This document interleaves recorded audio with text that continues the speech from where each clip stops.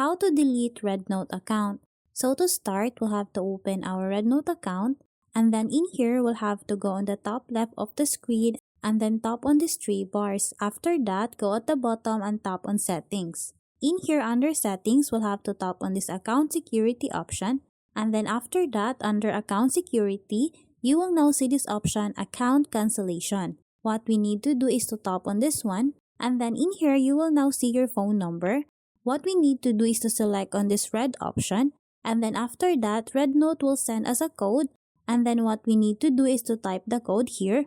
After that, we'll have to tap again on this red option, and then once you do that, you can now proceed on deleting your RedNote account. So that's how easy we can delete our RedNote account. Thanks for watching, and if you find this video helpful, please don't forget to subscribe, hit the like button, and then the notification bell so you won't miss any of our future videos. See you on the next one.